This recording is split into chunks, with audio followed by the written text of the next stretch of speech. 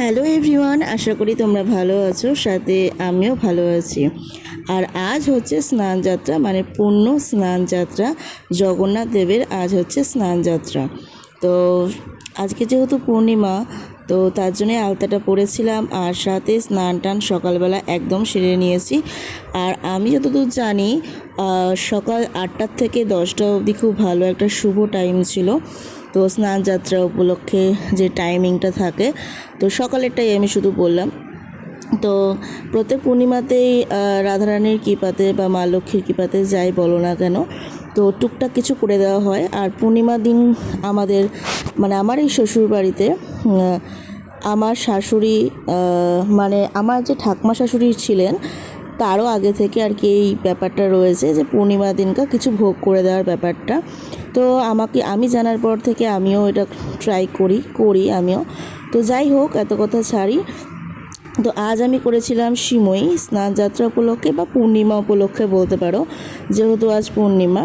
তো স্নান যাত্রার জন্য আমি একটু গোপসোনাকে তো স্নান করাতে হয়ই, সাথে হচ্ছে জগন্নাথ দেবের যে ছবি রয়েছে সেটাতেও স্নান করিয়ে দিলাম। কারণ আর যেটা রয়েছে সেটা হচ্ছে মাটির বিগ্রহ, তো সেটা তো স্নান করানো যাবে না এভাবে, তার জন্য এটাই করলাম, এই ঠাকুরটাকেই আর কি করালাম।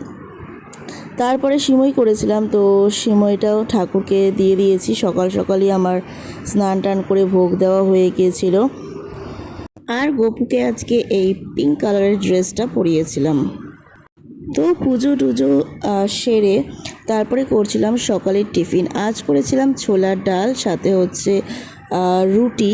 আর সিমই যে করেছিলাম ঠাকুরকে দেওয়ার পরেও কিছুটা ছিল, তো সেই সিমইটাও আর কি আমরা সবাই একবারে খেয়ে নেব। তো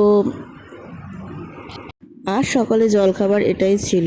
আর হ্যাঁ, পূর্ণিমা বলে যে আজ নিরামিষ সেরকম কিন্তু কোনো বিষয় নেই, কারণ পূর্ণিমার দিনকে যে নিরামিষ খেতেই হবে সেরকম কোনো কথা আমার শাশুড়ি মা বলে না। আর সাথে মাছও খেয়েছিলাম আজকে আমরা, তো করেছিলাম আজ ভেটকি মাছ। তো এখানে একটু তোমাদের সাথে শেয়ার করছিলাম সকালের ব্রেকফাস্টটা।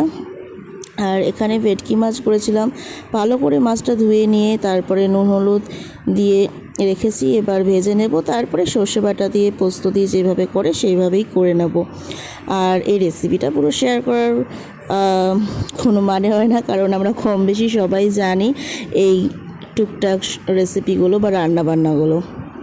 তো তোমাদের সাথে ফাইনাল লুকটা শেয়ার করলাম। আরও কিছু করেছিলাম, কিন্তু সব আমার কাছে ভিডিও ক্লিক নেওয়া নেই। আর হ্যাঁ, প্রতি বছরই স্নান যাত্রার দিন, মানে আমার হাজব্যান্ডের কথা বলছি, ও প্রতি বছরই আমাদের এখানকার যে জগন্নাথ মন্দির রয়েছে বা ধাম আছে, তো সেখানে যাই। তো সেখান থেকে এই ভোগটা নিয়ে এসেছিলো। আই গেস এটা 101 টাকা করে, মানে যেটা নেয় আর কি দক্ষিণা বা বলতে পারো ভোগের যে টোকেন, তো সেরকমই আর কি নিয়ে 101 টাকা নিয়েছিল। আর তারপরে ছিল দুপুরে খাওয়া দাওয়া করে আমরা একটু রেস্ট নেওয়ার পরে আমার পড়ানো ছিল।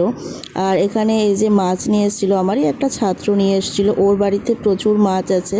তো মাছগুলো একটু এদিকে ওদিক দিচ্ছে, সবাইকে বলে যে আমার বাড়িতে মাছ আছে যদি নিতে চাস। আর হ্যাঁ, অবশ্য খুব সামান্য কিছু তার বিনিময়ে মূল্য নেয়।